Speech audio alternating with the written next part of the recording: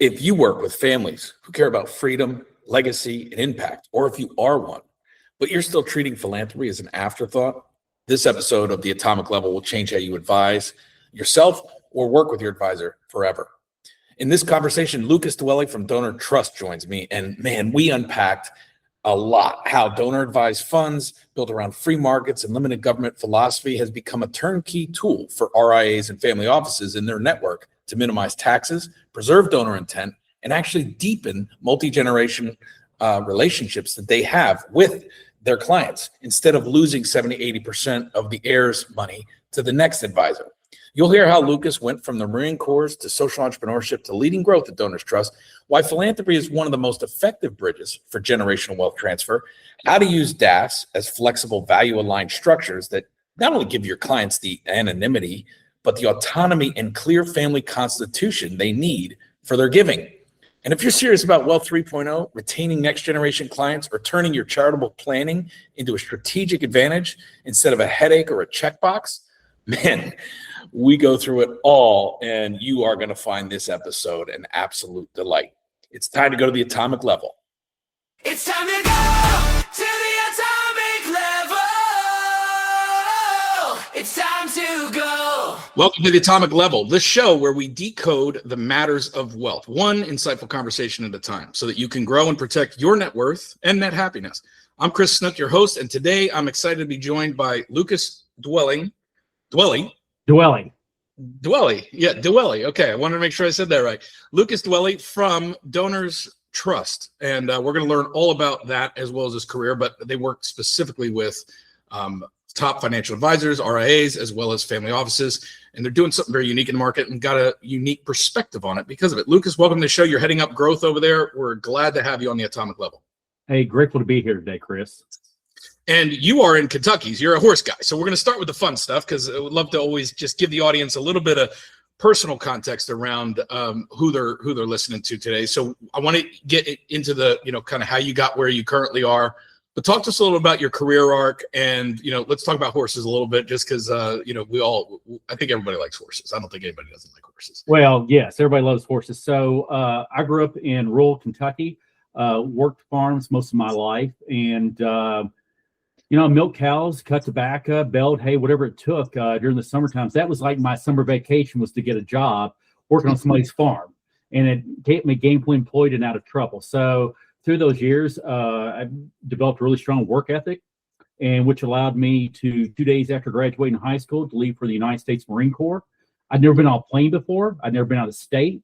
I still smelled like the dairy barn I'd worked in as a kid, 2 weeks prior. So it was a great experience for me in the Marine Corps, kind of set my values, helped me understand a lot about the world. It was a little bit of a culture shock going from a small town that doesn't even have a stoplight now to going into this, mass social experiment, if you will. And the whole goal is to defend democracy in our country and to, level our enemy when we need to. So I did that for 4 years in active duty, deployed to the Middle East and Bosnia. Got out back in '99. I made Louisville my home, and kind of was going to school, the GI Bill, and it was which I was still extremely grateful for. Worked through a couple of different summer jobs, and I had an opportunity to go work for a nonprofit by the name of School Choice Scholarships. And what School Choice does, and at the time I really didn't, have an ideological bend one way or the other. I mean, I voted and did those things, but hadn't really developed a lot of my kind of social principles, if you will. And during that time, I worked with families that were at below the federal free and reduced lunch level. I mean, so these are very poor families. And what we did is we gave them up to 75%, give or take, of their tuition for them to go to a private school. Now, some of this is parochial, faith-based, but some of it was schools that allowed them to learn better. There's a school in Louisville called the Walden School that one of the things that they do is they help kids who learn differently understand that. So they go there for a couple of years, and then they figure out kind of how they learn, how each student, their learning style, and helps them. But what's really the thing, I think the beauty of the School Choice Scholarships at the time, Chris, was the fact that they only gave up to 75%. So say it was an extra, the delta was $500, $600. That family had to go out and figure that out. So what I told them to do is either go pick up a second job, or go work in school, volunteer, whatever they could do to make sure that their children had their full tuition paid. And over time, the data proves that it broke down social economics. This burden of poverty started lifting people out of it because they had an education. They went on to other schools. They got scholarships. It was a really kind of eye-opening experience having come out of the Marine Corps in rural Kentucky and seeing what the power of philanthropy really was all about. So fast forward a little bit, I worked for the U.S. Senate for a while, and then I had an opportunity to go work for the Shriners. The guys with the hats and all the parades growing up. All the parades had the hats and the little cards, right? Yes. So I had the great opportunity to go work for them, and I worked for a gentleman by the name of Randy Coe, who gave me a lot of freedom if I could figure out how to do something, and I had a solid plan behind it. I was able to be an entrepreneur. And so at that time, I considered myself to be a social entrepreneur. And I think that moniker has been somewhat hijacked in different ways. But truly, in my mind, it was how do I take social problems or within a nonprofit and think like an entrepreneur? What kind of deals can we do? Can we figure out how can technology help us? I mean, we were one of the very first groups to really, in this area, do online giving, which was a great thing. This was back in 2005. People weren't thinking about this at the time. So did that, and then ended up doing some consulting work, and kind of fast forward, over another 20 years, I was able to do some really unique things for nonprofits all around the U.S. Some were venture funds, some were just straight up nonprofits that were looking for consulting on how to grow their revenue. Because at the end of the day, it takes money to cure cancer, it takes money to feed the homeless. And so I've always looked at it as revenue because that's really what we're looking at. So, and how that revenue is impactful to the mission. So fast forward all these years, I actually went back into the Navy at the time, received my commission as an officer, intelligence officer, and deployed a couple more times since then. And so that's kind of been weaved in and out my civilian career. 4 years ago, I was recruited to DonorsTrust to actually help them work into the RIA family offices, kind of the estate attorney piece, to where if they have identified individuals that align with our values at DonorsTrust, we believe we're set up like any other DAF, Chris, functionally and structurally like any other DAF. But we're a little different in the fact that we work with individuals that believe in free markets, personal responsibility, and limited government. So knowing those things, and we give money to cat shelters and dog shelters. About a third of our grants go out to kind of the social services, the faith-based, but a lot go to policy groups that are working diligently to lower taxes, that are to build economic development, that are trying to get government out of the way so the individuals like you and I can go out and live our lives. And I found that to be a very authentic and attractive proposal to me 4 years ago to become a part of this team. So my whole job and the kind of reason why I get out of bed is to try to grow DonorsTrust through marketing to RIAs and attorneys. I was just heckling a couple of weeks ago down in Orlando, and to talk to them about what we do at DonorsTrust. And sometimes what will happen with that is there's really two kind of educational pieces to this.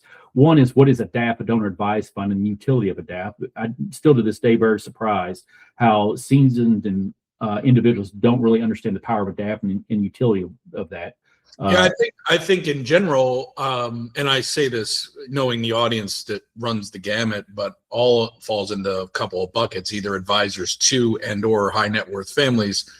And again, when we talk about high net worth families, we're talking about the bulk of those high net worth families, which on a minimum, most of our listeners are somewhere, $500,000, $1 million in investable assets outside of their house on the low end. Most of those people are obviously passively active, through an advisor relationship, and or they're $5 to $50 to $100 million families that are, not a family office, maybe part of a multi-family office, maybe cobbling together a bunch of different advisors. And I don't know that DAF is something that comes up a lot. I know it's a term I'm, familiar of. I would not say in any way I'm familiar with as far as an expert. So I'm really excited. That's why I was really excited to book this conversation with you, because I really want to unpack the nuances of that, yes. Especially in today's climate, I think, and we'll talk about that in a second. But you gave us a lot of their context. So first of all, thank you for your service as a ongoing contributor to our national priorities and constitution. I appreciate that on behalf of everybody. And secondly, I'm not sure where you deployed when you did basic. Were you out west or did you do it in down south? Yeah, Paris Island. That's where they make the real Marines. Okay, all right. San Diego Marines. I lived in Camp Pendleton. I lived right near Camp Pendleton for a while, so I would see you guys coming in and out all the time for about 7 years of my life when I was up in that Carlsbad Oceanside area. So let's talk a little bit about some of the things you said there, because essentially when you got involved, again, 05, to validate it from my own standpoint, online giving was not a thing even in the 2013, 2015 era. I mean, I know that because I was at the time in Colorado for a couple of years, kind of just changing things up, and got involved working with a B corporation. It wasn't a nonprofit, but it was a B corporation. When that became kind of a thing, to your point, like you kind of innovated it, but it then became a category.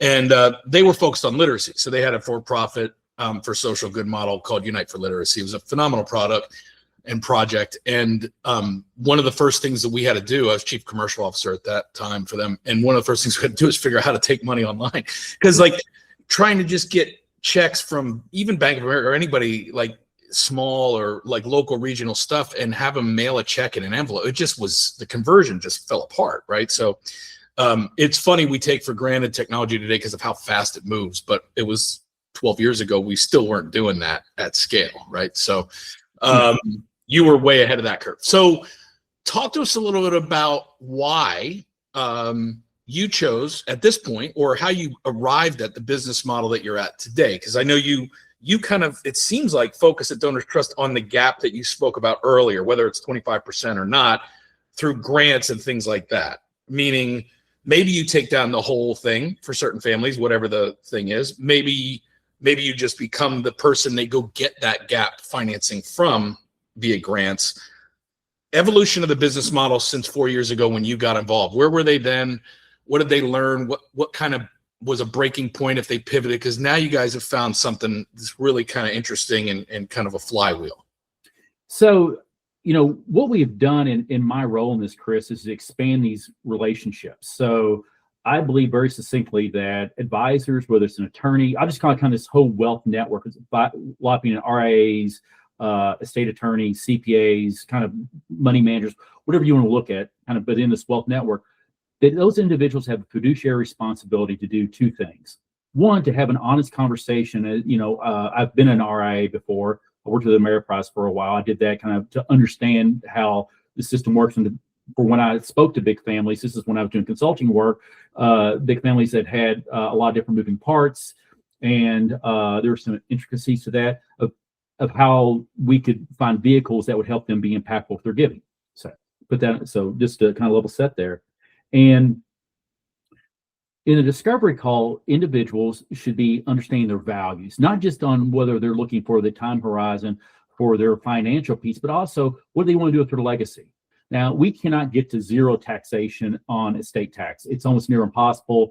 And most people they'll have a very hard time getting to that if they ever do, okay? But what we can do, though, is minimize that tax. And so instead of it going to Uncle Sam, why not look at reinvesting that back in their family and their community? And I think that's a huge piece of where DonorsTrust or any DAF for that matter can be really helpful. The other piece of this, though, is if you have a client that you're going through the discovery process with them and they lean, let's just say, right of center. They're talking about limited government. They're talking about entrepreneurism, that their taxes are too high. These type of indicators that come out, or you ask the question, where have you typically given in the past? And they say, hey, listen, we've given to Cato, we've given to AEI, whatever that looks like. Then why would you put that individual to a community foundation or Fidelity that is not going to represent their values? Mm-hmm. You've not done right by them. So again, I'm going to go back and forth because I really want to get into some of the weeds of it, just because I think it really helps people think about not only who's a fit, but also how they can take it to market. So a couple things I heard there, but please clarify if I get any of this wrong. One is, why an RIA? We're just going to pick RIA. I know you work with estate plan. We have some in a portfolio that do asset protection and estate planning. And so, I kind of know that world really well. That the RIA world, we're working with several of. And so let's just pick RIAs for an example. Right now, they've got a model portfolio, and whether they created it or whether they license it from, Orion or one of the platforms, right? They're doing that because essentially what they are is they are the fiduciary and they are the client relationship manager for the family that is parking their money with them and trying to grow it or protect it, right? And so they're not an expert in alternative assets, all of them. They're not an expert in donor stuff, right? So if they want to have a more meaningful relationship, or they're being asked to, it sounds like, consider how to be more of a trusted advisor than just their 60-40 stock, then you guys become kind of a turnkey solution to say, you know what, we can put you in a bespoke kind of conversation around a donor advised fund with DonorsTrust. Like, they partner with you. Is that accurate? Is that kind of how they would think of you? Yes, but let me offer a different way, if I may. Okay. Yeah, please do. So say we have a couple of firms we work, RIA firms we work with. So they're onboarding a new client, okay? And they, through their discovery process, they say, hey, listen, this person probably aligns with DonorsTrust. They're philanthropic. They align with our principles. And so why don't we get Lukas on the phone to do a discovery meeting with them to really dig down into what their passions are. And I think part of the challenges that DAFs get a lot, Chris, is that they say, they're hoarding this money. They're not doing well. Like, they have all this money in here because it's not like a regular foundation where they have a 5% annual spend rate mandated on them by the IRS. This is, you can park, let's just say $1 million into, you open up an account with DonorsTrust, you can park that money in there for as long as you want. Now, our goal, though, is to sunset it at some point because we want impact dollars on the street. So we're going to work with you. Every one of our clients fills out a donor intent statement. And that basically states that if you, in 6 months from now, die suddenly, what do we do with that $1 million account of yours? How do we fulfill your wishes as the donor in our client? So that's what we want to do.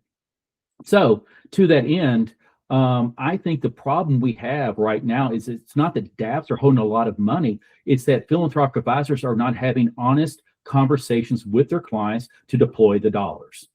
That's it.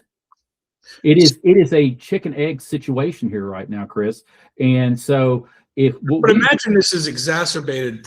In other words, so there's a couple of problems that you solve. Then there's a couple of, call it friction points or problems that make the sales process, or just the onboarding process. I don't want to call it a sales process, but they make the onboarding process maybe a little bit more friction filled. And those could be, obviously right now, the Edelman's Trust Barometer for the last 17 years has been going down and to the left. I think this year their headline was, distrust is the default. Last year it was, trust is bankrupt. So, it's an interesting indicator. And right now today, when we think about, the way that we spend money for social good, there's a lot of things in the headlines we don't need to go into detail on because they're pretty obvious right now that make this a timely conversation, but also that probably make your job a little harder, maybe more scrutinized, maybe people are a little bit more hesitant to put their neck out there, or maybe it's a catalyst. Maybe they're like, no, now I'm doing it. Meaning maybe it's a driver for you. I'm curious as to whether you see the current environment of, what's being uncovered with some of the fraud and stuff. Is that a driver? Is that a neutral? Or is that an inhibitor that you have to sell around, just at a high level? Like, where does that leave you today? And then let's talk a little bit about, again, some of the mechanics of parking the money, how those selections then get made, and who's driving those conversations. Because I want to unpack that a little bit more. So to your first question, we don't truly we're so niche that we don't have to worry about that. Our trust, trust is in our name. Right. And so we're good from that standpoint. That's not an inhibitor for us, Chris. But what is an inhibitor for us is people understanding, one, the vehicle that a donor advised fund is. Two, I'll give you an example here. Say someone is using a CRUD or a CRAT, all right, and they put it in, they are out there, and they put let's just say it's a shelter that only does cats. They're a big cat person. Okay. Well, they put together their CRUT. We'll just use CRUT as an example here, and it's all this money's going to go to this cat shelter. Well, if they're in their late 60s, early 70s, they're probably going to live 10 to 15 years more likely till they pass. Well, what if during that time the cat shelter starts working with dogs? And these people are anti-dogs. They want to go.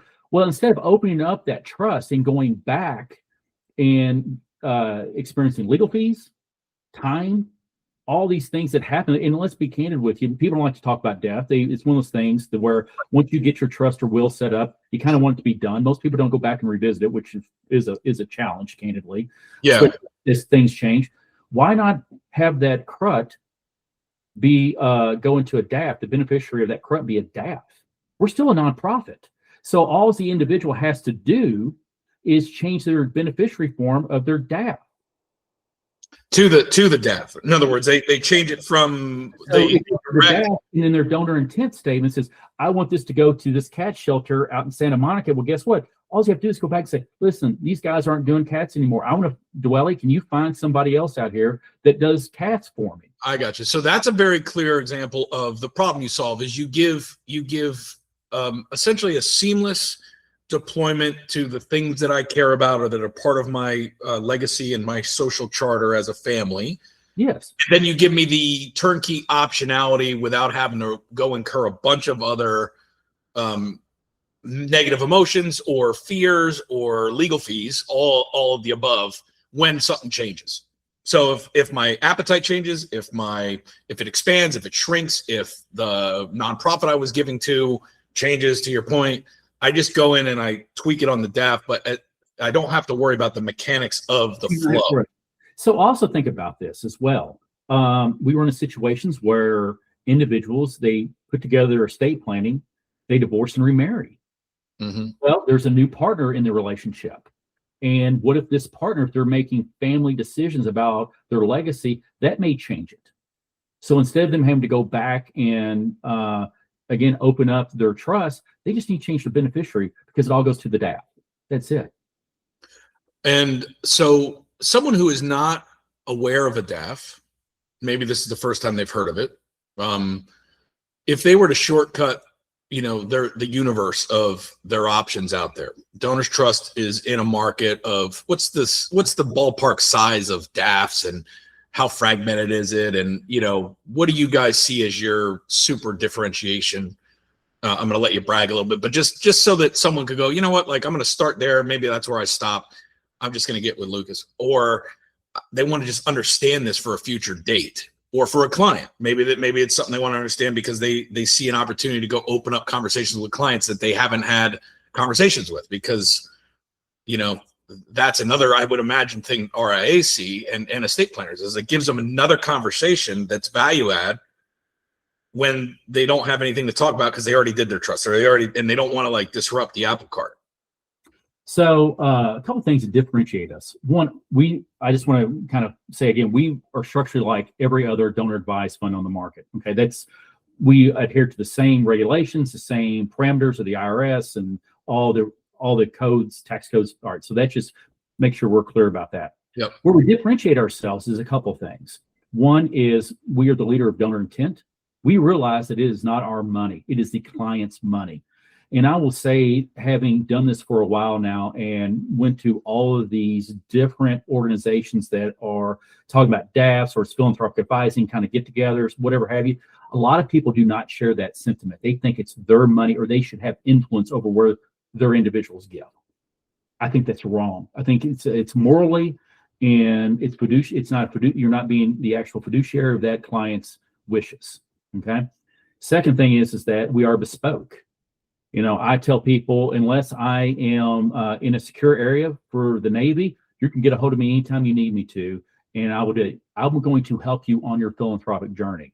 We have one of the best grants team in America that understands foundations, they understand giving, they understand how to pull back the veneer of an organization to understand what their impact is on the greater community that they're trying to serve. Third is we're very entrepreneurial.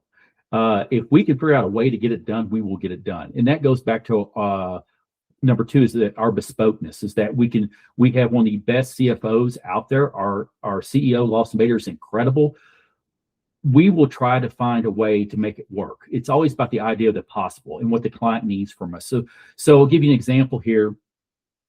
A couple of years ago, we had someone come to us I was referred to an RIA from a client of ours. And so we start talking back and forth with this individual. And they said, listen, we want to try this out to see how things are going. You know, we've never worked with DonorsTrust. We've never worked with you, Lukas. We want to figure out how this process would work. So I get on a call, a gentleman selling a business, closely held business, and it's family owned. And I think it's like $80 million. So it's a nice size organization. And he's getting ready to experience a wealth event. And I want to make sure we talk about wealth events because that's important here. Yeah, I do too. Yeah. I get in on this, I'm on a Zoom call, you got all the little squares up there, and I'm down in the corner, and it's the attorney, a couple of attorneys, financial guys, all these people, and I'm just sitting there. And the client looks at me, he goes, "What are you doing here?" I said, "Sir, I'm here to talk to you about your philanthropic opportunities with DonorsTrust." He goes, all right, I heard a little bit about that. It's kind of nonchalant. So then I get on the phone with him. We start having a couple of conversations about some things, and he starts warming up to me. Still kind of like cold, doesn't know what to do. But to him, I am a necessary tool to dilute his capital gains from the sale of this business. It's a wealth event, okay? Right. So we start going through some stuff, and he opens up a significant account with us. Donor intent statement. We're going back and forth. We're talking about things. And finally he says to me, I said, "How are you doing today?" He says, "Lukas, I'm not doing well. It's the first time in 57 years I've never worked." I said, "Well, that's not actually true. Now you're a philanthropist. Our job is to deploy capital that's meaningful to you and your wife. And that is our job moving forward. And we're going to get your handicap down. That's all we're going to do for the next few years. So you do have a job here. It just happens to be different than what you've done in the past."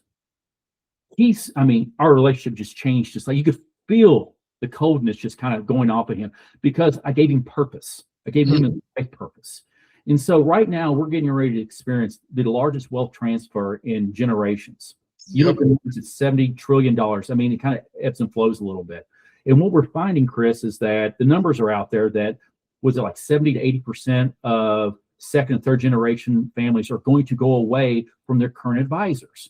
They don't want to deal with granddad's advisor or mom and dad's advisor. They want to have their own. They've built their own relationships. This is where philanthropy can help that transition in a couple of ways here. One, it creates conversations around legacy, and it creates family constitutions. It creates those difficult conversations that what the family stands for and what they're interested in leaving or being impactful for in their community or country. The second thing it does, though, is for the RIAs, we become, as a philanthropic advisor, we become a great bridge. That is something that everybody can get behind. Is how do you take this pot of money, not to reduce taxes again, not to take away from Uncle Sam, but to reinvest it back in your family and your community. And that's where folks like me at DonorsTrust become very, very important for the retaining of that second and third generation clients. That's actually really insightful, and it totally makes sense. By the way, a good portion of our call an expanded audience is probably not what you would consider a Forbes 40 under 40 type entrepreneur. They're much more of a, just like what you just mentioned, someone who built a business over 30, 40 years, maybe longer, cash flowed it, bootstrapped it, SBA'd it, whatever they did, didn't take in outside capital, family controlled and owned. And either the kids don't exist or they don't want it. Mm-hmm. That transition of wealth you talked about, or they want to take it in a different direction and mom or dad are going to step away, but they need a liquidity event. And so, they have this whole dynamic, which is stressful and life changing all at the same time, because like all of us, I've been an entrepreneur my whole career, whether I like it or not. It's a disease, I like to say, or an affliction.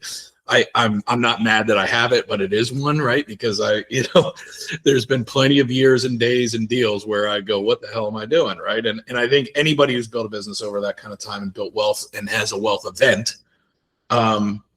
realizes they're precious and few and far between. And when they happen, you know, the first time they happen, in my experience, you know, you go, okay, I can do this again. It's not going to be, yeah.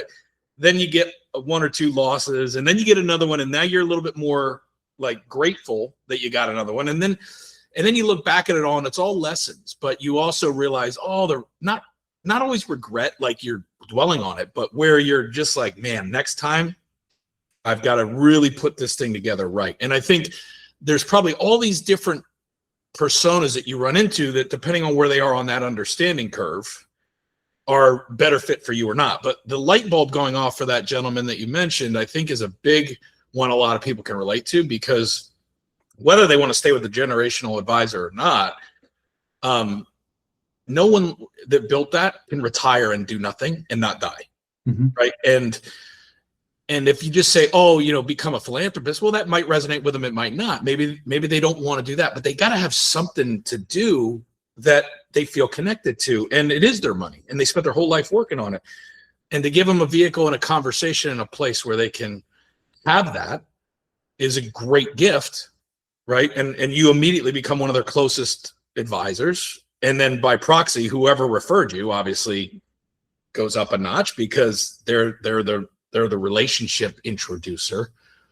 I mean, all that makes sense to me. How do you get the word out? Like, how do you, and what have you done differently in the last couple of years? Because I know we mentioned it in the pre-interview, right? I want to talk a little bit about that, because some of this differentiation around principled focus and like free market type people, like you've learned some things since you've been there, and you guys have pivoted your positioning to some of the things you've already mentioned, but you used to do more broad grant making. Talk to us about what that means and why it's different now.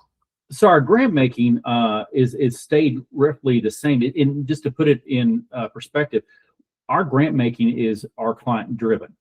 So it's our clients that are driving this. Okay, so we don't have a lot of say where our clients. It's why it's a donor advised fund. They advise us where they want the money. You focused in on a specific type of client, so that grant becomes less broad. Meaning, like, now you're going after that free market, low government, that type of persona.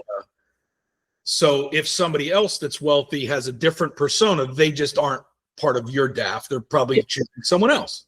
And so when you think about free markets, you know, think about cell phones. I'm an Apple guy through and through, but I've got people that love Androids, will never give up Androids, or they like I've got people who have flip phones. There's a market of choices out there. So we look at that from a charitable giving. We are part of a market of choice, realizing that we're not for everyone. That's fine. And we'll help you figure that out. So oftentimes we onboard somebody that we're kind of getting close to, and there might be some questions about where they want to give.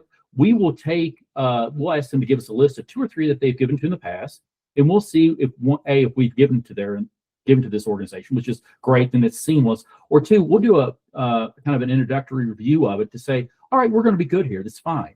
You know, we do a lot in the faith-based space, candidly. Synagogues, Catholic charities, it kind of runs the gamut there, because it's not, we don't talk about as much of the faith-based giving that we do from our clients.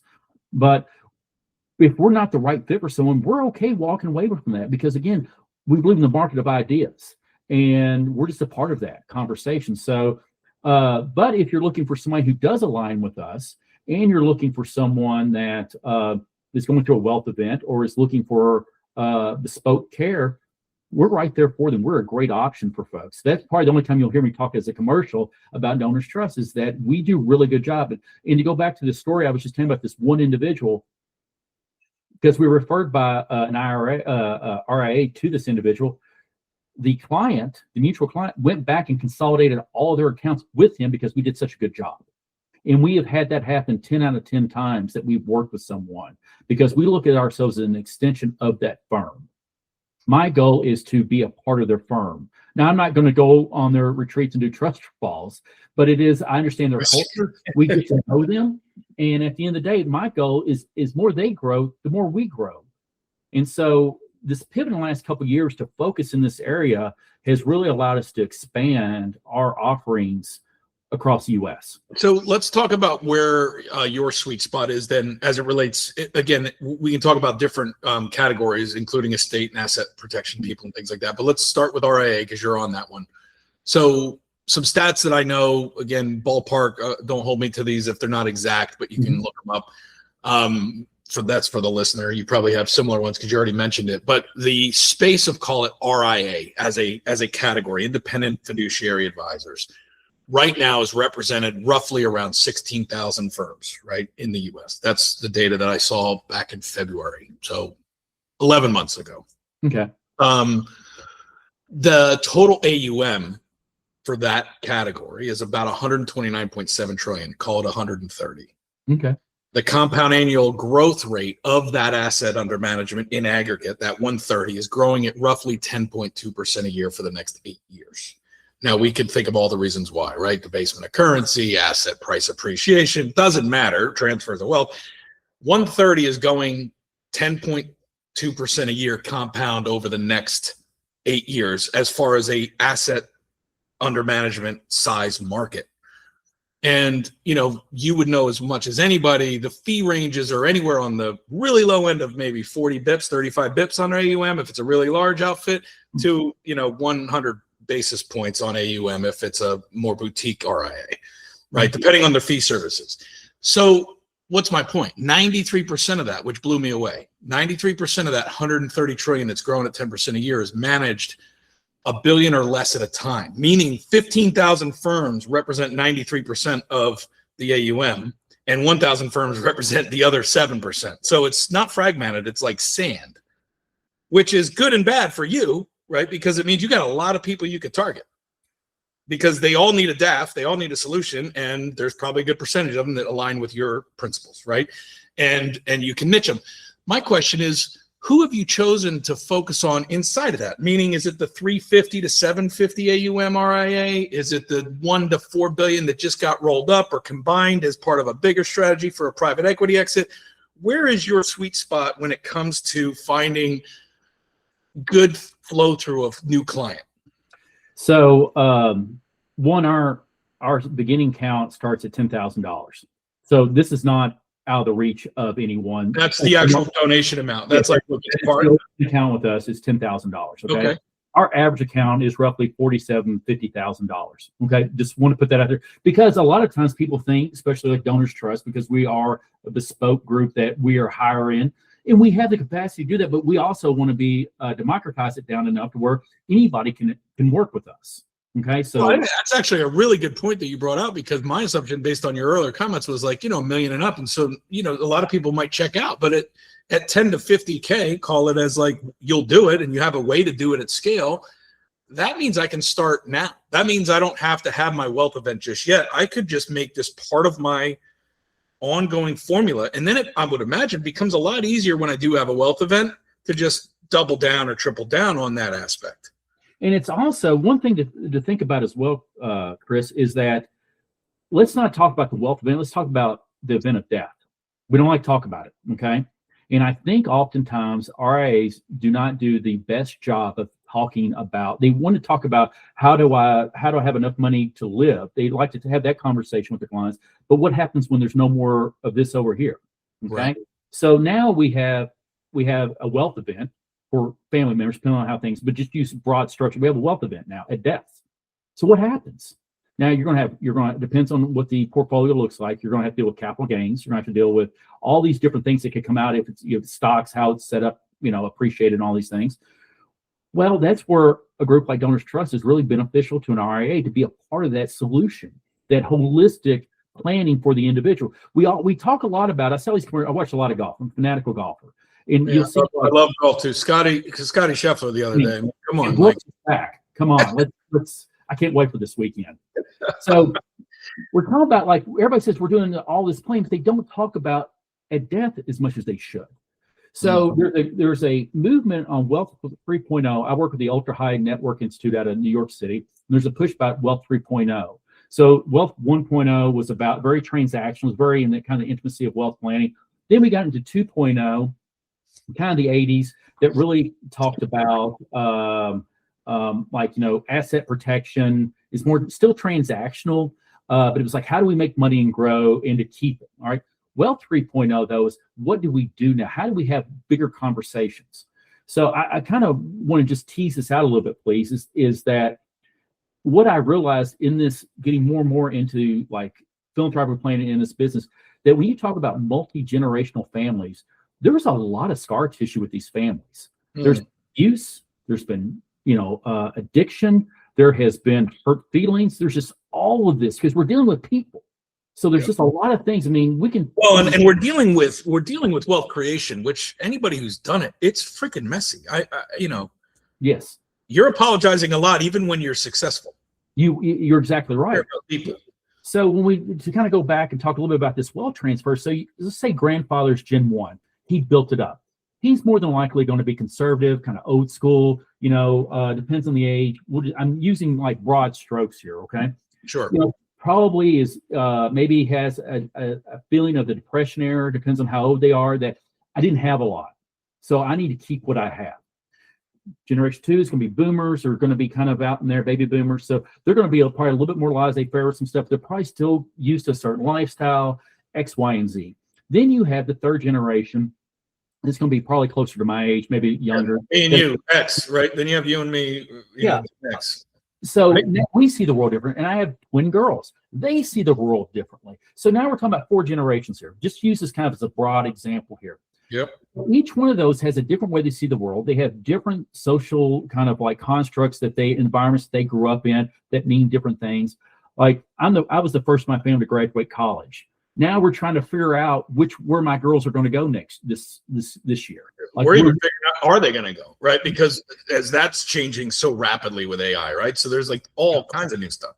So we have all these different things that are going out there. Okay. So now we have to think about not only is it just the generational change and what all that happens with and kind of the differences of each generation, scar tissue that might be in there, the family secrets that are held, all these different things. Is there a cousin we didn't know about that pops up someday? All of this stuff. Well, that's where philanthropy can really be a powerful thing. It can allow the family to come together underneath a common set of guidelines. Some people will use a constitution. They'll come up with family different meetings in different kind of sessions where they're really talking about what it means to be a Dwelly, a Snook, whatever that looks like. And then also, how do we bring in the cousins if we need to? What does this look like? Is this portion going to be just within the parameters of kind of down the line family members? Okay. And then you have to deal with the reality of people being left out. There's all these things here, but philanthropy becomes a really unique tool for individuals to bridge not only the generational gaps, but also some of the pain that folks that maybe went through. Because say there was an alcohol or a drug addiction somewhere in that family line.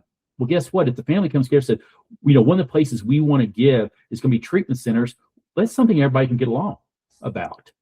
Then if you're the RIA, this, that gives you an opportunity to help them.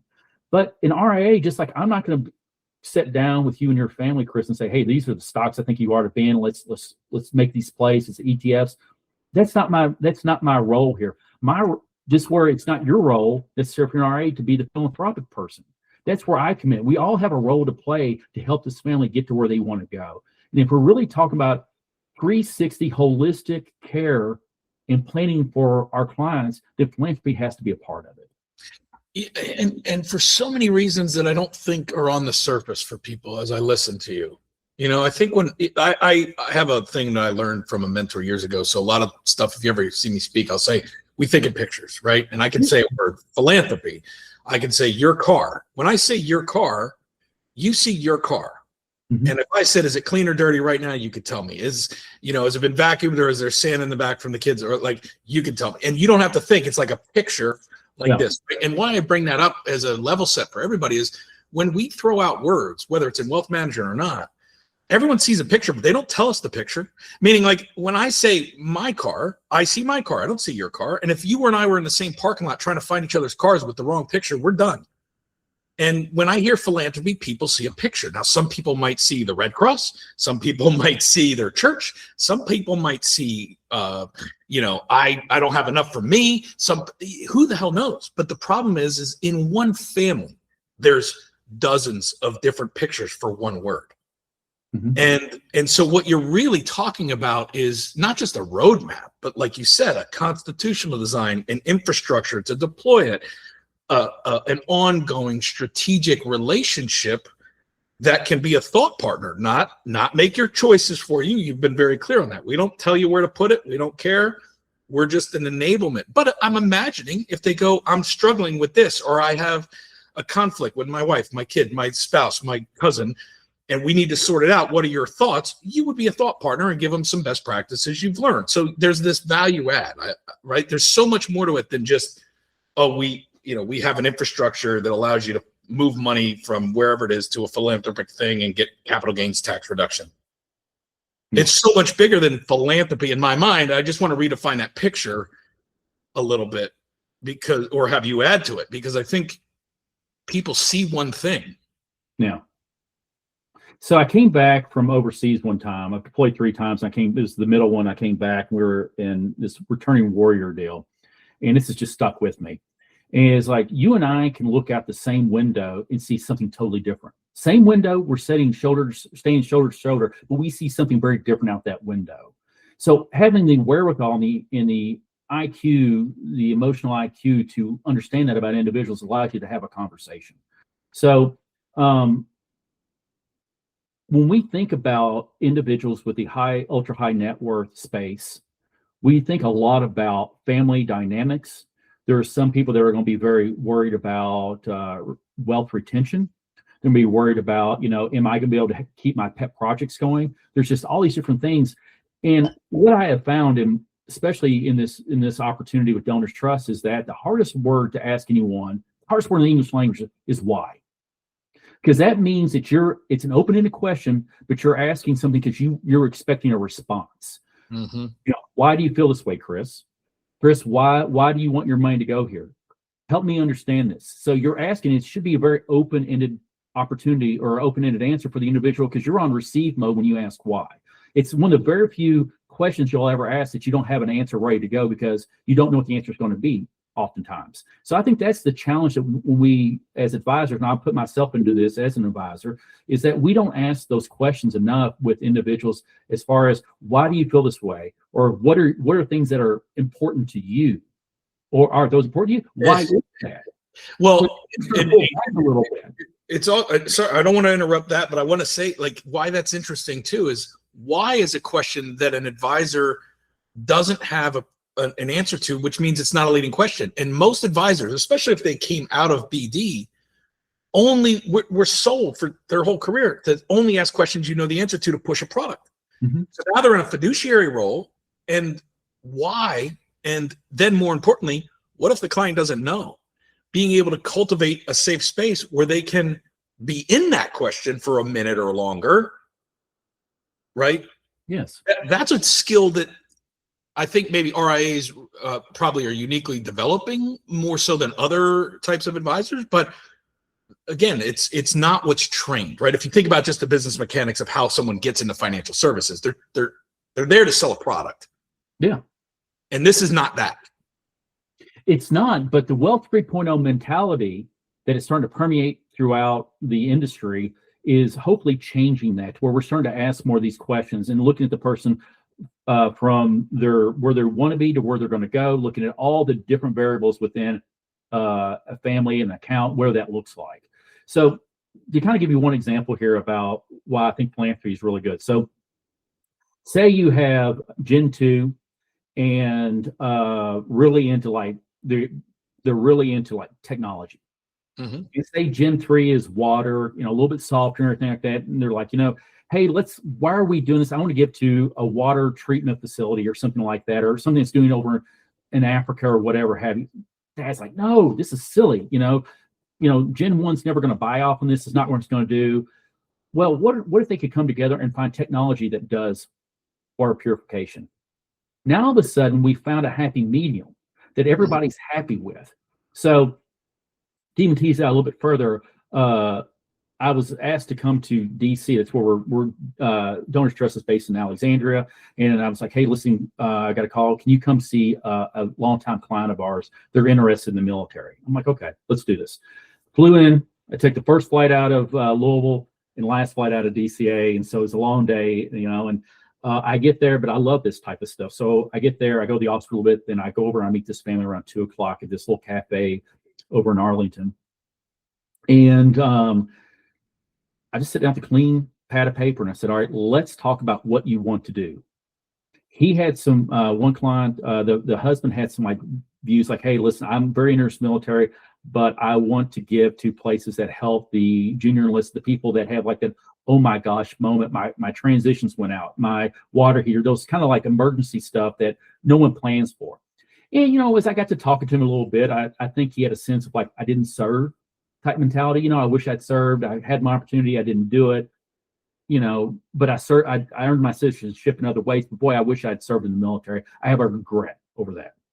So I'm taking out copious notes. The wife. Well, one of the things that I know, Lucas, is that a lot of people, if they're married, the husband's going from base to base every 2 to 3 years. I've done some research on this, Lucas.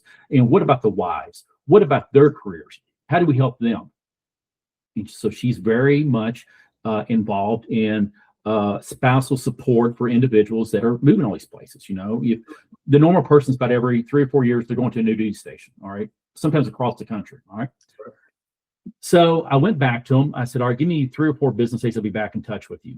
So went back, started looking at some stuff back to Louisville, went through all these places that we did that we had really good success with, put together a list of 4 groups for both of them each. You know, again, the Army Navy Relief Society gave them Volunteers of America. They do some good work. And I found some other opportunities for the spousal piece of it, of what they're looking for to help them with job training and new skills as they have to move back and forth to these different places. I presented it to them. I said, these are all vetted. These are good. Some we've worked with, some we haven't. Some I know from a previous life that has done very well because I've been doing this for 25 years, you know, raising money in the nonprofit space. These are people that I do. But at the end of the day, it is your money, your decision. I am here to be a facilitator of that. They went, they gave, and they came back and said, we need more.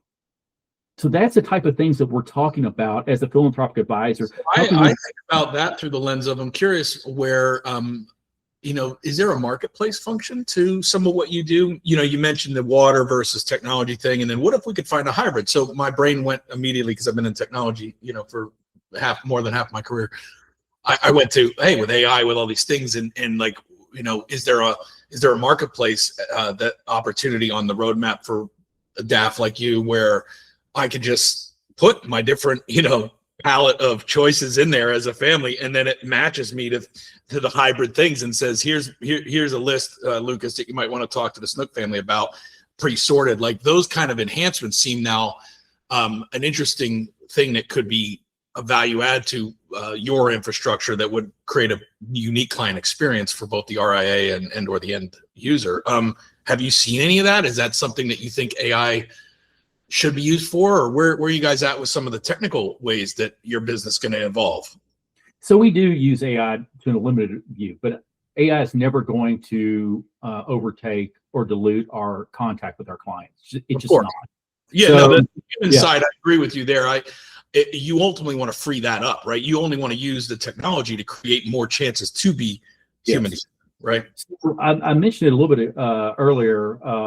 Every client that we bring on board in every application has a donor intent statement, and it's a living, breathing document. So that donor intent statement says where the individual wants their money to go if something was to happen to them. So again, you know, this is because our goal is impact and donor intent. So for us, I have an account at DonorsTrust. Mine is Southern Catholic Military Organizations. Pretty broad. I'm good with where they give to. I'm from the South. You can hear from my accent. I just want to go to places down there. I don't know why. Just put it in there. Yeah, it makes sense. It's my donor intent statement. Okay. Right. So you can have somebody else, though. Like I have a client right now. Their donor intent statement is 2 pages. But it's also a declaration of how they see the world. So we understand them a whole lot better. So what we do really well at DonorsTrust, Chris, is we ask that why does this matter to you? Why do you want to give it here? That way we understand it. Then we go back, and every so often, maybe every 12 to 18 months, somewhere in that bridge, it's annually, but sometimes it goes a little bit further than that. Chris, has your donor intent statement changed? Let's pull this out and make sure it still meets your needs of what for you and your family. There's a very different way of how DonorsTrust looks at the philanthropic world. It's not our money. It is we're here to enable you to be philanthropic.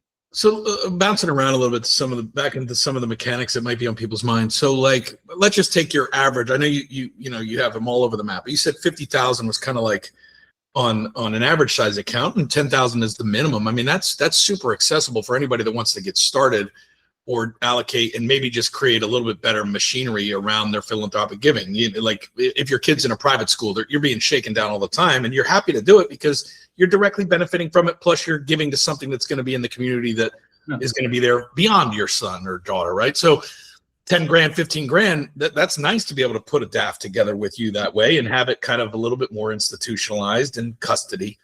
Is that earning money market rates, or when it's parked? Like, so before it's deployed, I'm assuming it's just earning whatever the money market rate is, or what is it when it's in custody?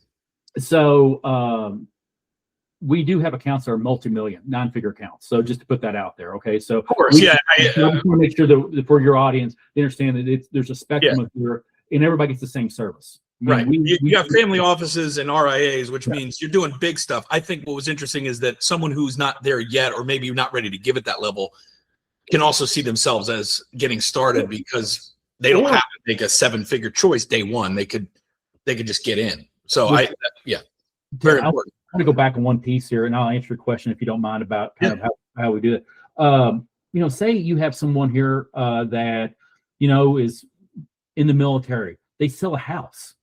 Mm-hmm. Now all of a sudden they have a potential tax opportunity here, a wealth event, because they're selling their house. They're going to military housing. Well, guess what? Why not throw it in a DAF? That works out really well for them. So I just put that out there. Like if they have more than $500,000 and they're married, right? They take $500,000 and put it in wherever they want. Then they take the other 200 grand and not pay tax on it and put it in the DAF. Exactly. And we'll work with their financial advisor or their accountant to figure out what that looks like, the sweet spot for them. Again, we can't get down to zero, but we can get pretty daggone close. Okay. Mm-hmm. So anything that's $1 million or below, we usually keep in the money market. Okay. Money. So that's it. Now, unless they come to us and they say, hey, listen, because we have a menu of options that they can put in ETFs, other things they can put into any account that is of a certain level, $1 million or above, the individual can request that their financial advisor manage the money for them. That's what I wanted to get to. And so that's the answer that I wanted to clarify was where that tier was, and then whether it stays invested or whether it stays in cash. And you just answered it perfectly. So that's why, again, the RIA is such a key. They're not really giving up anything. They're still managing the money. They're still the fiduciary. And if it's over $1 million sitting in the DAF, they're just compounding it in whatever strategy in balanced portfolio they see fit based on their understanding of the client. And if it's smaller, then they're just sitting in a money market account and it's not melting, below the hurdle rate unless you factor in S&P capital, right? So, and our goal is that any account we put into is that it's never going to be a 1-for-1, but that we can dilute any of our fees out of that. That was my next piece, was just how do you monetize it, and how does that work with the fiduciaries, whether they be a state, so there's people that earn their money as a percentage of AUM, RIAs, right, as a typical thing. Then there's people that are more retainer driven or fee-based, like an estate as a protection attorney or a CFP or maybe even a tax strategy person. So where does your fee model fit those advisors that you kind of channel partner with and through? Just talk to us about how you guys make money, and then you can talk about how you work it out where it's a non-event, but give us some detail there. So it just depends on the individual, depends on the relationship. Some RIAs will work and say, hey, listen, I'm going to, if it's underneath $1 million, I'm going to add this on as some sort of fee on the front end with my client, because everybody's different. And they have different relationships and different fee structures. I mean, I know some RIA firms that have different fee structures for different sets of clients. That's their prerogative. Sure. So I try not to get in the weeds into that. But the challenge that we have more than anything, really, when it comes to RIAs is twofold. One, an education piece about what we bring to the table in the power of a DAF, as well as how we can be a part of the process to grow their business. And that's all the one. The second is going to be, listen, why do I want to put this out there for them if I'm going to lose AUM on a specific client? That's a reality. I go back to it. If you have a fiduciary responsibility that if a client wants to do this, why would you not do it for them? we're in the business to serve people. I'm not in the business to make money. We are in the business to make money, please, but we're in the business. No, to we serve understand. I mean, it goes without saying. I think you're a free market guy, so am I, right? Like, Yeah. look, like if it's worth doing, it's worth doing for money, but that doesn't mean it's extractive. Yeah. It doesn't have to be zero sum. It doesn't have to be extractive. At the end of the day, somebody's going to see this as diluting their AUM. That's probably not the RIA that you want to talk to. The RIA you want to talk to sees it as, I don't manage all this client's money anyway, because if they're a big client, they don't have all their money with one advisor. They've got 4 or 5 or 6, right? And so this is a chance to go land grab a bigger relationship that isn't just about the AUM, but that's about being a prioritized inner circle uptick for and doing good by doing it, giving them a service that they could monetize. Like you said, they can choose to charge a flat fee for it, sounds like. And I'm not sure how you earn off that, if it's just you get a fixed rate and they can figure out how to recapture it or or they can put it into their AUM. They can probably give you a percentage of their bips if they wanted to, if they rolled it out more broadly. So I want one thing for your audience. I want to make sure that I mention that we are a nonprofit. So right. That's the other key thing, yeah. So if individuals, for instance, want to say they want to give they can't do a RMD to their DAF. IRS doesn't allow it. We're hoping that's going to change down the road, but they can give to donors. Explain it. I'm not familiar with what you just said. Explain what that is. I didn't recognize that. Minimum distribution. So they cannot give that directly to a DAF. Oh, required minimum. Okay, gotcha. You said RMD. I didn't hear the acronym, but okay, gotcha. Yeah. Sorry, I'm Southern. I talk fast sometimes. No, it's fine. So they can't give, an individual cannot give from their RA directly, QCD to their DAF. They can't. But if they believe in something that we do at DonorsTrust, they can give it to us. We're a nonprofit, and then we now becomes our what we want to do with it. But usually we give to a lot of different groups as an organization, as DonorsTrust writ large, to different groups that are out there, or we sponsor stuff within the movement, if you will. Gotcha. So how did it change or not if someone, family offices are another big customer of yours for obvious reasons. So now we're talking about 250, 500, $1 billion and up, type net worths, where philanthropy is probably a very critical piece of their total long-term planning.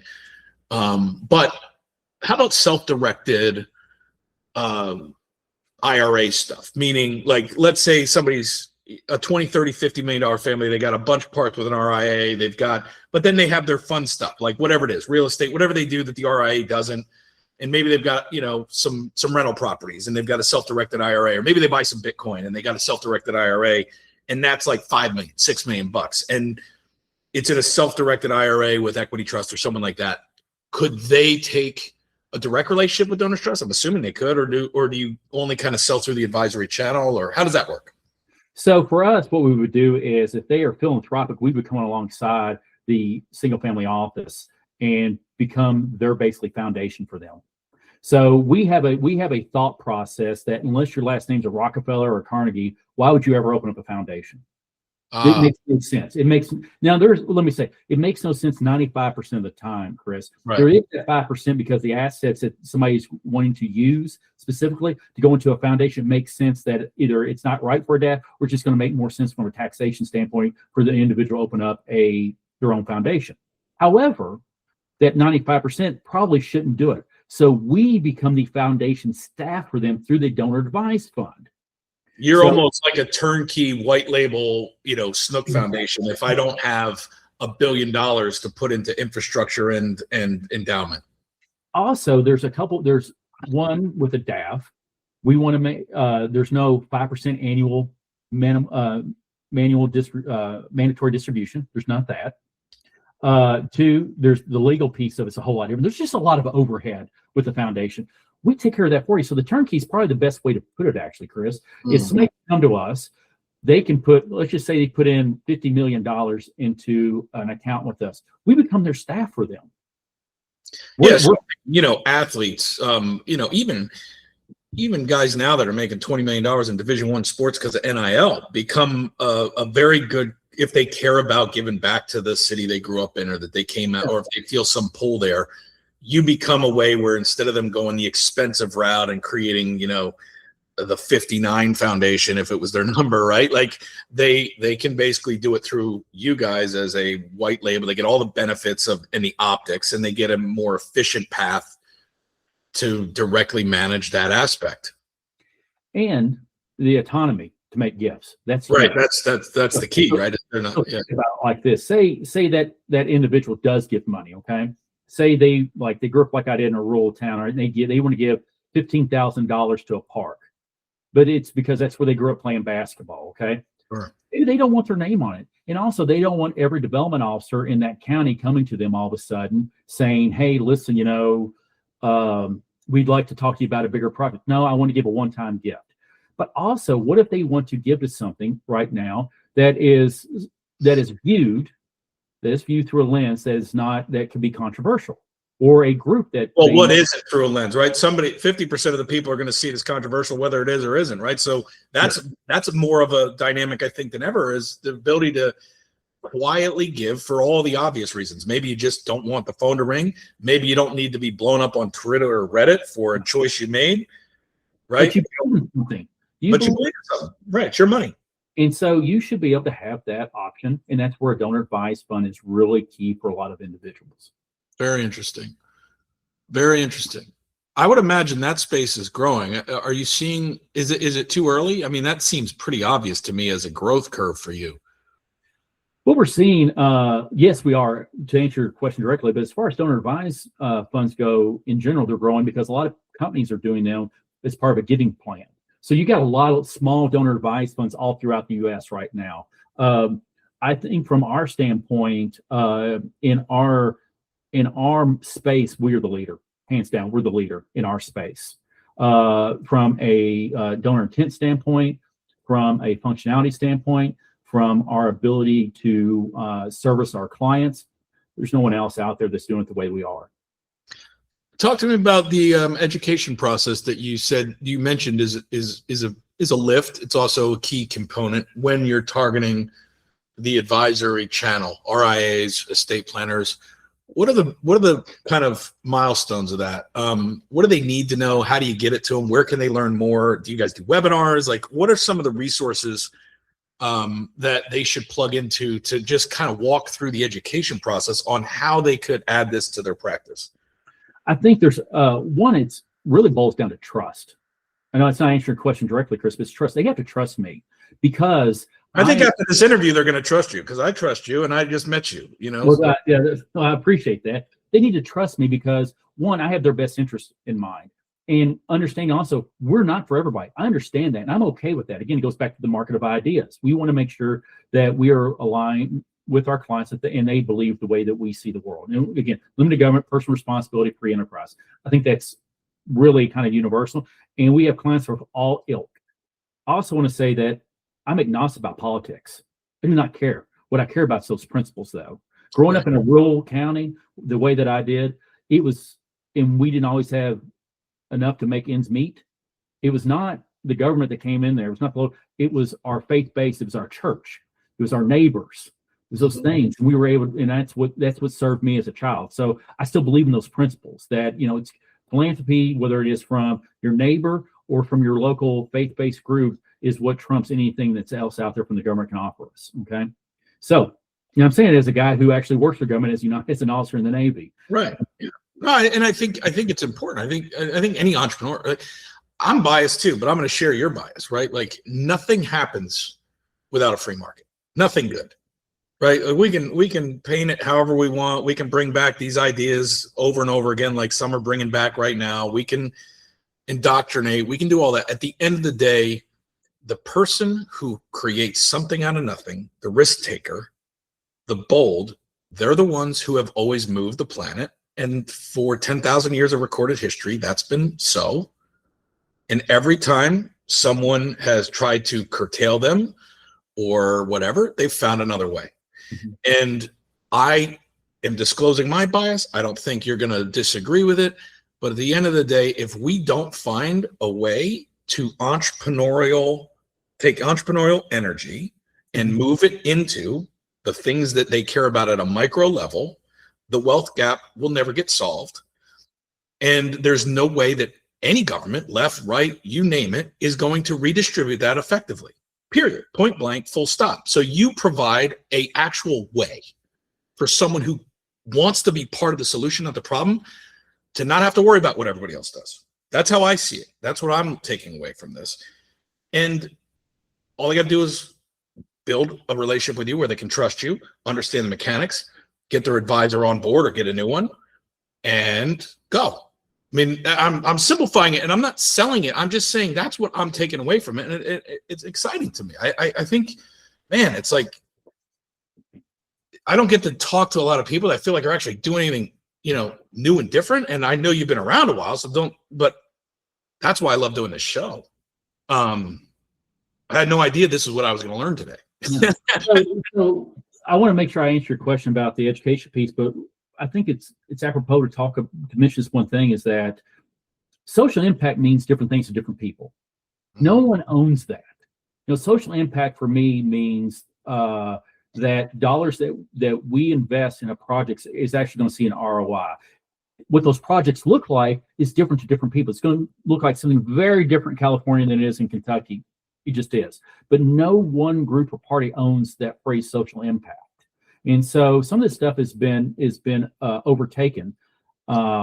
It's virtual signaling in a sense of like, we've only no, people who are on the right of center believe in social impact. They believe in school choice from a standpoint that what I explained to you earlier, it's a way to break down social economic barriers for folks to get a better education. I will tell you right now, Chris, I wouldn't be nowhere if it was not for the military. That gave me an opportunity to climb ranks, not necessarily from a promotion standpoint, but to work with people from all over the country, from different backgrounds, people that came from huge wealth generating families that were, steeped in family offices, to folks that came like me. They just didn't look like me, but they came from the same social economic background that I did, just in different parts of the country.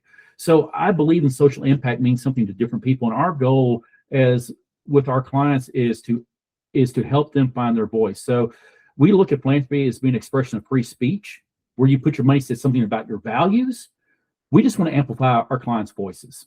And I think, I love that. Where we put our money is free speech. It's why economic freedom as a principle is something that I care about. It's why I'm a Bitcoiner. It's why I care about, again, not talking about investment advice. I'm saying the principles of that, right? It's about economic sovereignty, because that gives you the ability to have free speech. When your bank can turn off your money because you're a trucker or whatever in Canada, right? Then all of a sudden you don't have free speech because you can't spend your money.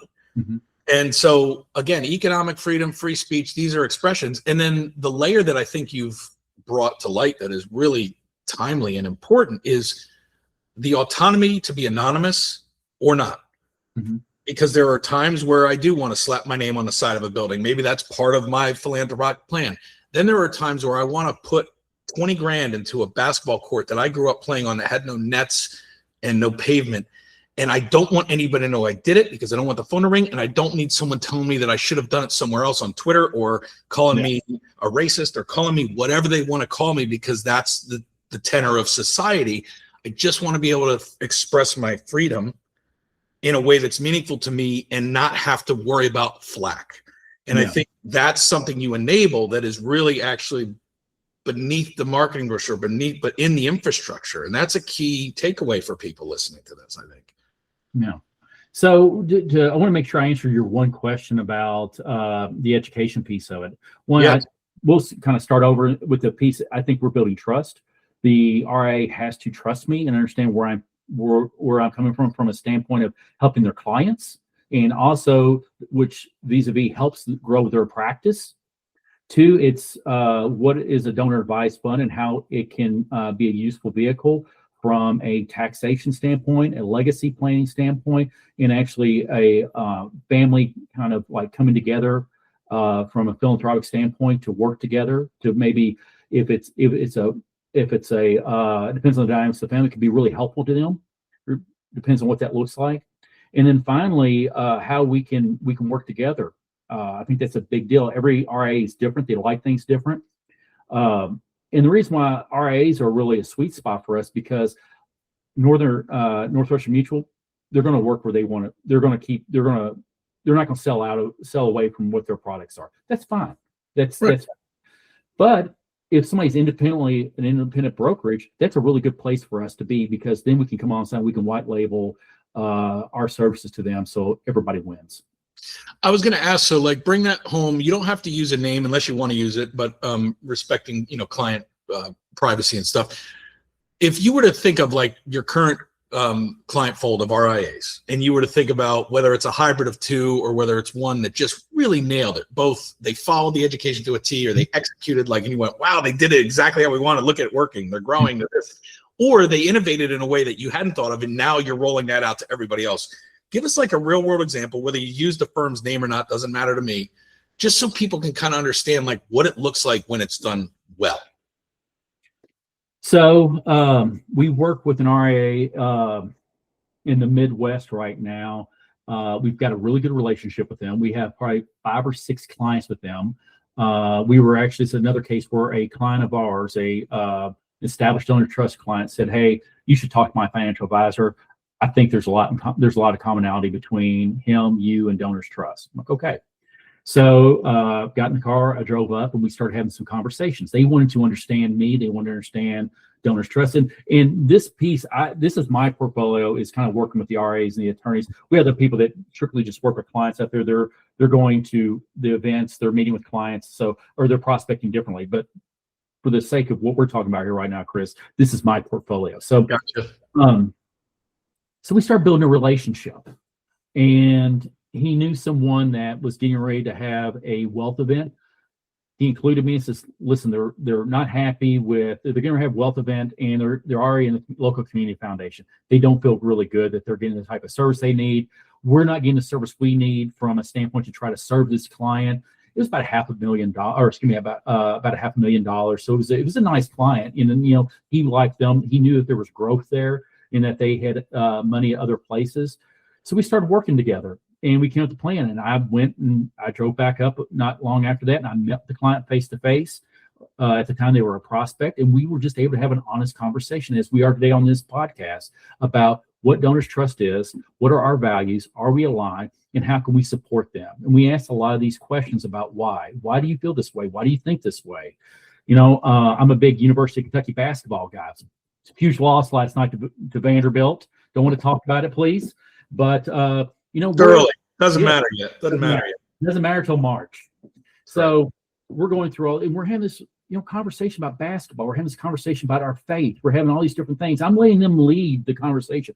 I'm not going to openly talk about faith unless they bring it up, because then I'm finding commonalities with this individual. Sure. And so, well, and you're agnostic. You mentioned earlier, like your faith-based side is a big piece of what you do, but you don't have you're agnostic, right? Just like you are politics. I'm agnostic about politics. Yeah, but I'm saying when it comes to clients, you have Jewish clients, you have clients, and that's what I was getting at. Is I wanted to bring that point up. Is like you have a faith, but you have clients of different faith. So, yes, absolutely. And so, and when it comes to those intimacies, those conversations, I let the client lead. It's up to them to what they want to talk about. But if they ask a question, about that my faith, I'm going to talk about it with them as much as I feel comfortable with. So because we're talking about huge opportunities here to change lives through impact of their philanthropic dollars. So we have this great conversation. We come back, and they end up moving some money with us. They open up an account. They move some money over from their current foundation, which is a community foundation. And because they did not feel that they represented their values, they feel like they couldn't get a hold of anybody. And it's blossomed into a great relationship. And because we had that test case with a smaller client, now the RA said, "Listen, I want to work exclusively with you all, because most of our clients align with your values. Not everybody is, and we'll still work with Fidelity where we need to, or a Schwab, because that's fine.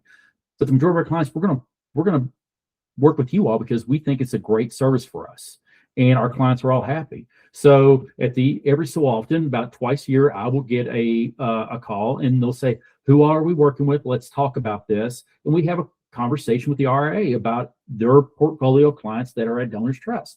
And it's a great opportunity for us to share information, to go back and forth. Now, the one thing is the RIA has to be on the account with them. They have to make them as an advisor on the account, because I'm not going to give proprietary information away. And also, I know from each individual client how much they want us to talk about. But usually it's pretty, we work as one team, Chris, and that's what we want to do. And how, in that specific use case, how do you feel that RIA attributes the growth to their practice and their book overall? Because you know, you mentioned that this is ultimately something that can expand and grow their firm, which again, the industry is growing at 10.2%, but that doesn't mean everybody's going to benefit from that. So somebody's going to have a niche or an angle that they go lean into that is more than just a 60-40 portfolio. And some might choose alternatives and have sponsor networks. You know, we do stuff with a couple sponsor networks for RIA. Some might have a huge bend around something like DonorsTrust, right? Some might combine both. Yeah. But how did this RIA that you're talking about, you know, how did they feel like it grew their practice? What's some of the feedback you've learned from them as they've done these, you know, biannual calls or whatever? One is that they feel heard. The clients feel heard across the board. Two, they have legacy planning that includes their philanthropic giving, which is going to help them on taxes from a tax standpoint. Again, we want to reinvest back in our family and our communities, and not Uncle Sam. Three, they understand that they have a place and a voice now that they didn't quite have before. So there's a gratefulness with these clients that work with us. So I think that it's tangible and intangible feelings. One, they're growing, they're able to help cut down any potential tax liabilities they're going to have at time of death, or if they have a wealth event, we're right there for them. But also it is the intangibles that we do a really good job about cultivating the relationships with these clients, in which helps them because we are referred by the RIA. It helps their relationship with them. Man, I could talk with you for a long time. There's so many questions in my head. I really love your approach. Number one, I think again, having not met you prior to the interview, it's always fun doing it that way because I never know what I'm going to get, right? And you know, some of the pre-interview stuff made me really curious, but you know, this has gone phenomenal. It's one of my favorite ones that I've done in a while. And I think also because I see the problem set that you're kind of uniquely attached to, and I think it matters. So I'm disclosing again my own bias, right? Why it resonates with me. There's just not a lot out there that advisors or estate planners, I think, can really hang their hat on today that if they're really honest, makes a difference. And I don't say that like with the make a difference, you know, kind of spin. I say that like, I think all of us at any level know that we ultimately just want meaning. Mm-hmm. And there's all kinds of ways to get meaning. But at the end of the day, money, you know, dopamine, success, sex, any of the things that we use to get that feeling don't stick unless there's meaning. Mm-hmm. And when we take the one thing that we spend our life accumulating, if they're a high net worth family, like the people that the clients that you're talking to, and we move on from that, it's a death of its own. It's predating our own death, right? Because it's a death of meaning that built our identity for the last decade, 2, 3, 4, 5 decades. Mm-hmm. And so that gap has to be filled. And I think, you know, there's a couple different RIAs out there, right? There's the ones who just kind of get in and they ride the last 15 years because they didn't know any different and they grew up in a free money world and everything's up and to the right regardless, as long as you didn't sell it at the wrong time, right? Like you just kind of spray and prayed, and if you bought the Mag 7, you're good.